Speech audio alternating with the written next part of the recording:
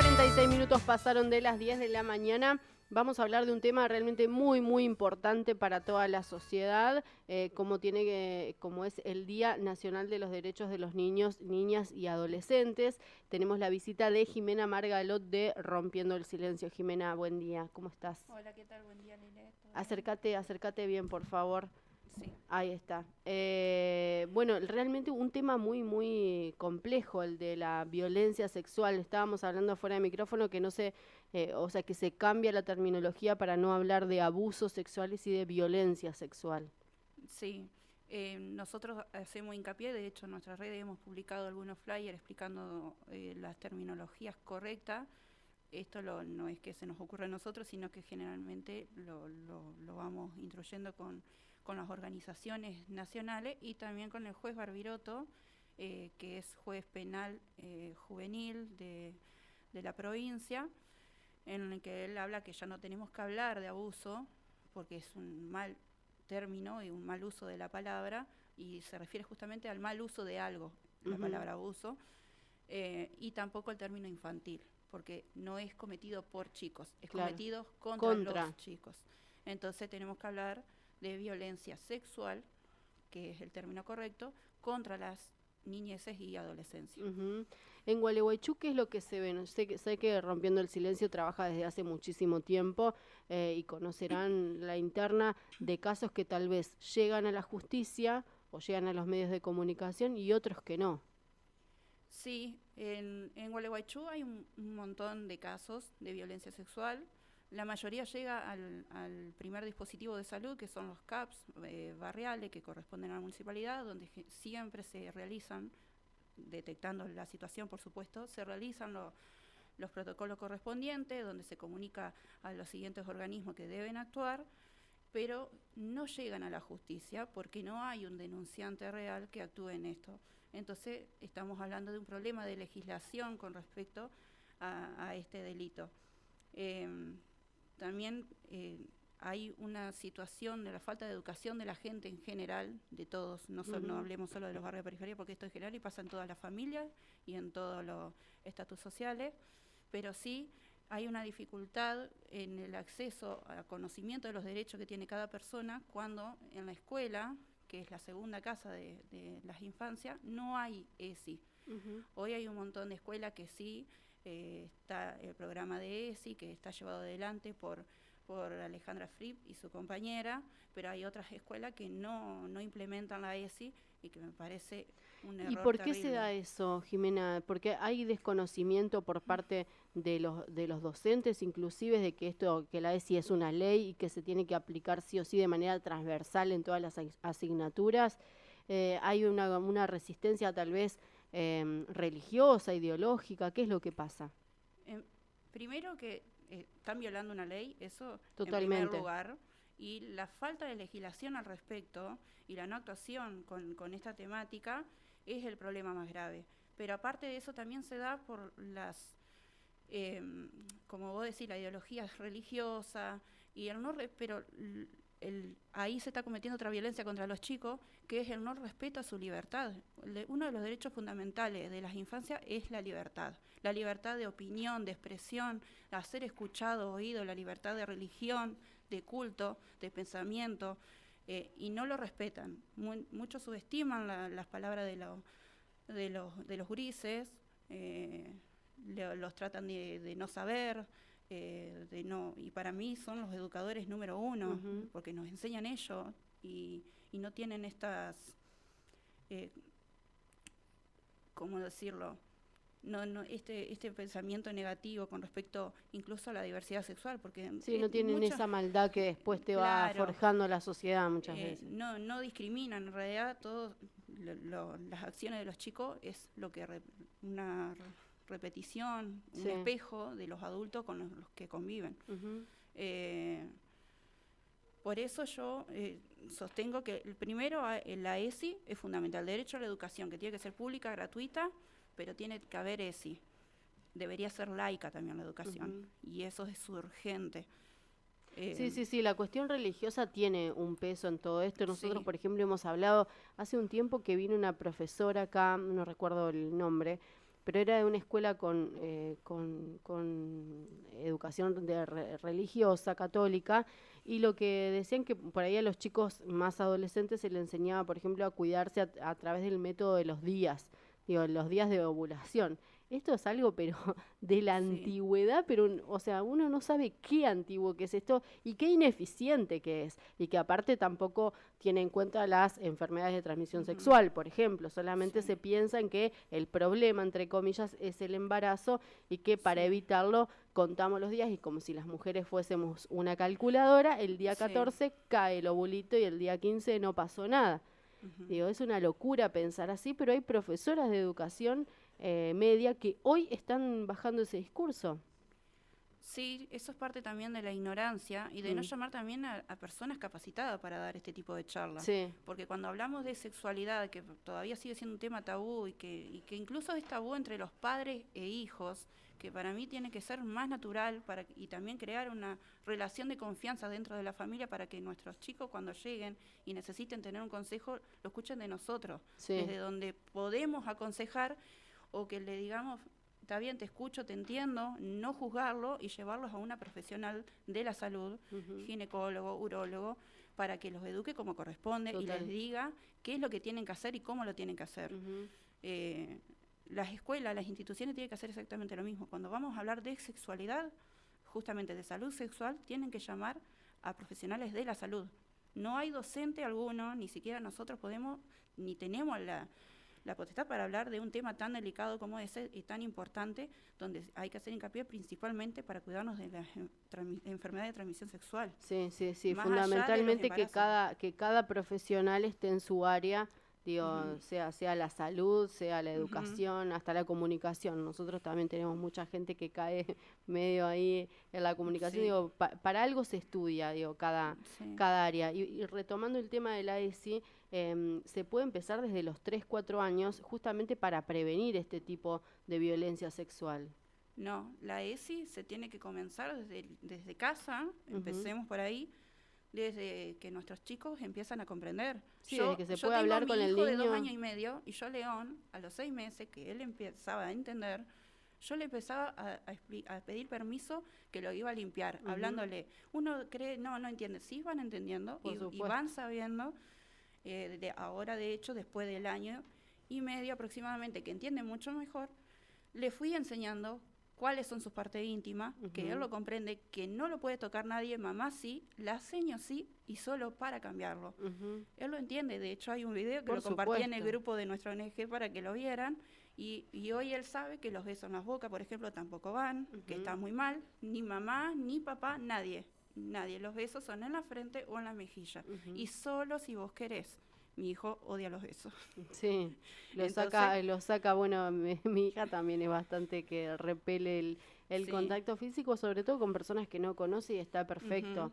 Digo, eso, antes teníamos como una, no sé, como una estructura también, hasta Sí, familiar, te diría, como de dale un beso al abuelo, dale un... sí, Y por ahí, viste, el abuelo era el abusador, digo, y no es que sí. se me está ocurriendo a mí, de, ah, qué morbosa. No, no, hemos No, visto un montón de casos, de hecho nosotros hemos recibido un montón de denuncias acá en el diario, por ejemplo, de chicas que denuncian a su papá, de chicas que denuncian a su abuelo. Digo, sí, esto se da. exactamente. Bueno, yo soy de las que sí le voy enseñando que vaya diciendo buen día, buenas tardes, a dónde va. Él decide a quién saludar o no. Pero la mayoría de los casos de violencia sexual son intrafamiliar. El 80% de los casos son Ujú. intrafamiliar. Y generalmente la mayor parte es hecho justamente por los más cercanos, que son los padres, los papás o los tíos.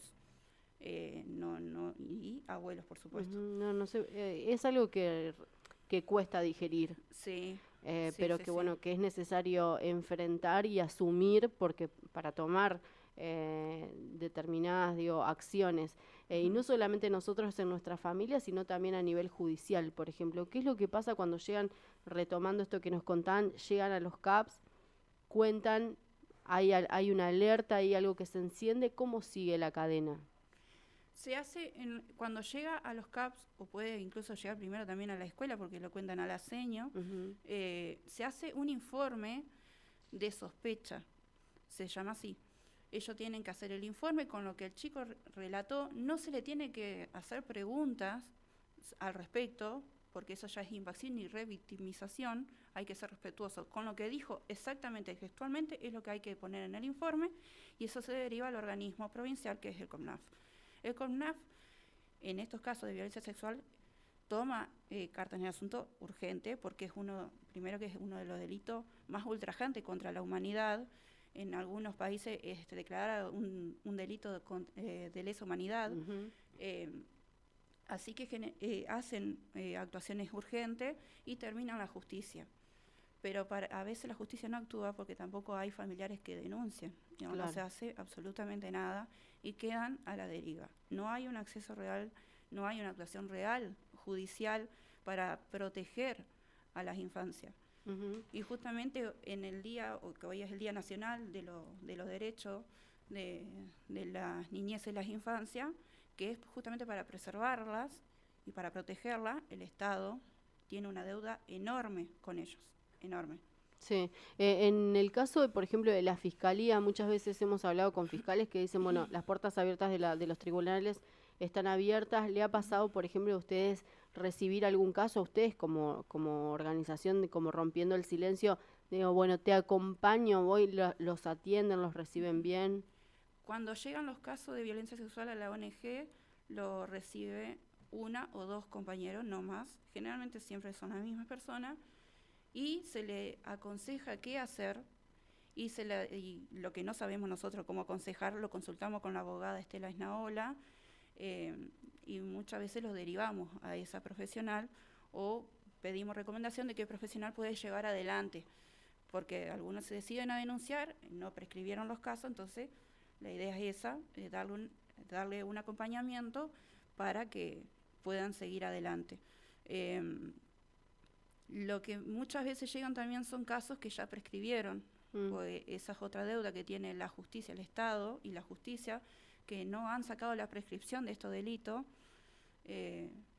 Así que, bueno, lo que ahí falla también el Estado es que no existen dispositivos de acompañamiento, de ayuda, de recuperación. Y el tema de la ley Piazza, ¿qué pasa con él? Porque siempre hablamos, bueno, la ley Piazza que habla de la imprescriptibilidad de los casos, pero desde que se creó la ley para adelante, o que vos hablás de que prescribe los casos que pasaron antes de la ley, o en realidad los pasa? casos prescriben a partir de los 18, o sea, el delito se puede cometer en cualquier periodo de crecimiento hasta los 18 años, pero de 18 años en adelante tienen 8 años, prescriben.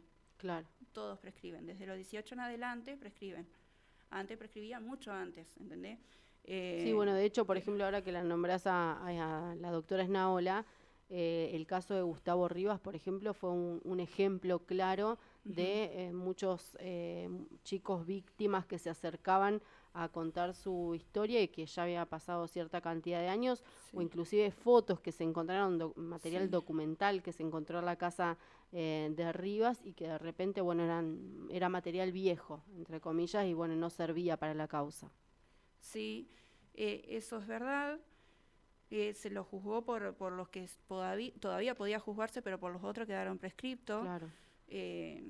Se hizo muy tarde. Bueno, obviamente no hay un respeto a los tiempos de la víctima, se estigmatiza un montón, hablan un montón, las personas opinan sin saber, porque te hablan que iban por gusto, y no es así. En su momento nosotros con la ONG se hizo una capacitación en el Centro de Convenciones, donde una psicóloga justamente especialista en violencia sexual explicaba que terminan diciendo que sí, pero previo a eso hubo todo una manipulación psicológica para que termine diciendo que sí. Y no deja de ser violento y no deja de ser en contra de su voluntad. Y no dejan de ser menores de edad. Exactamente. Digo, no deja de ser ilegal. Exactamente, no deja de ser ilegal, y un tipo que era abogado lo sabía, como un montón de personas que estaban a su alrededor. Es tremendo. Lo del caso de Gustavo Rivas creo que nos enrostra a nosotros como sociedad, como gualeguaychuenses, la hipocresía que hay, la ignorancia también, y muchas veces la complicidad. Mucha gente que no ignora, que sí conoce y que elige ser cómplice. Exactamente, eso es así. Elige ser cómplice, muchos eligen también defender estas cuestiones, pero el otro día, por ejemplo, que se marchó por el caso de del remisero que violó a varias Sí. chicas, éramos poquitos. Bueno, yo no estuve en la marcha porque no podía, pero eran poquitos y la gente miraba y como que no quiere darse cuenta. Ujú. Y ahí un compañero, el Babi, se decía que no puede ser que no se movilice las personas por esto. Y yo le digo, y otra compañera me decía lo mismo, y yo le digo, a veces no es eso, no es que no le interese, o es que pasa que también reconocer que esto puede pasar dentro de nuestra familia es tener que romper con todo eso que nosotros ya venimos mamando desde chiquito. Sí. Nosotros venimos criados con una estructura y tenés que romper con todo eso. Y reconocer también y romper relaciones dentro de la familia. Y lo que por ahí duele es el duelo de terminar con todo eso. Sí. No todos tienen la misma fortaleza para hacerlo. A mí, por ejemplo, no me interesa romper relaciones familiares cuando algo no me parece porque está haciendo mal, especialmente si estamos hablando de esto. Sobre todo si hablas de la protección de tu hijo o de tu Exactamente. hija, eso como no se negocia absolutamente No, con absolutamente. nada. Desde Rompiendo el Silencio manejan estadísticas, por ejemplo, de la cantidad de denuncias, la cantidad de casos que tienen acá en Gualeguaychú. Te pregunto porque al hablar con algunas fiscales nos decían que hay tantos casos de abuso intrafamiliar y de violencia doméstica que muchas veces se hace un cuello de botella y no pueden atender los otros temas. Digo, la justicia está como colapsada con eso. Nosotros nos hemos hecho estadística justo lo había hablado el otro día con una compañera que iba a salir a recorrer los espacios para ver la cantidad de denuncias que ha habido en cada mes o de informes que se han realizado en cada dispositivo para hacer una estadística propia nosotros. Porque sí es una realidad que hay un montón de casos que se quedan sin resolver, que se quedan en la nada misma y que muchas personas tampoco después la siguen porque se cansan de esperar. Claro. Después también lo que nos preocupa es la falta de formación de los profesionales de la justicia que con respecto a la temática. O sea, existe la ley Micaela que se tienen que capacitar y no todos se capacitan, no todos se interesan y es fundamental también para entender. Sí, el tema de la ley Micaela, lo que pasa, yo lo que veo también, por ejemplo, en algunos espacios, digamos, que tienen que tomarlo por obligación, es Sí. que van y ponen la cara y Sí. realmente cuando a vos te interesa una capacitación o una temática, te vas a buscar información hasta por tus propios medios. Sí. Muchas veces vas a la capacitación como diciendo, bueno, cumplí, pero de ahí a cambiar tu actitud o cambiar romper tu estructura, digo, hay un mundo, no un paso. Sí, por eso considero que primero que tenemos que ver quiénes se sienten predispuestos a hacer esto para pelear por estos derechos, porque uno elige también estudiar abogacía, supongo que para defender. Entonces, tenemos que ver quiénes están dispuestos a defender a las infancias y a la adolescencia para que se capaciten realmente lo que se tienen que capacitar, para que cuando lleguen los casos sepan defenderlo de acuerdo a las necesidades de cada víctima, porque no todas son iguales. Uh-huh.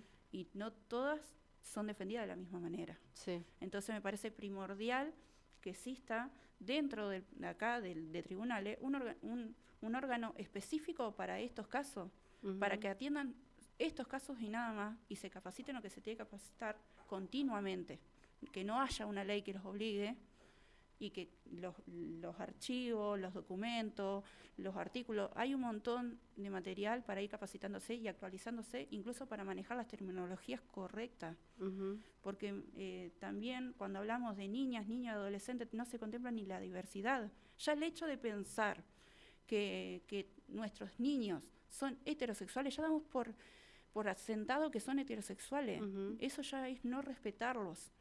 Nosotros tenemos que respetar a nuestros hijos, a nuestros sobrinos, a nuestros nietos, desde el día que nacen. Siempre, contemplando un montón de cosas, respetando lo que piensan, lo que dicen, cómo se expresan y qué es lo que expresan incluso con sus actitudes. Uh-huh. Pero hay muchas cosas que fallan y que justamente estos casos de violencia sexual suceden porque todo lo previo, que es la prevención, no pasa. Uh-huh.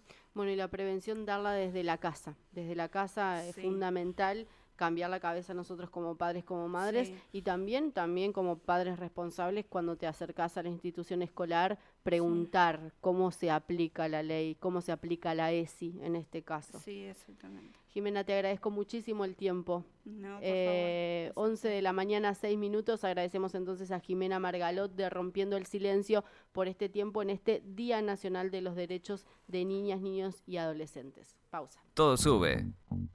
Vos subí el volumen, que es gratis. Ahí vamos. En Ahora Cero Radio. Guess you moved on really easily.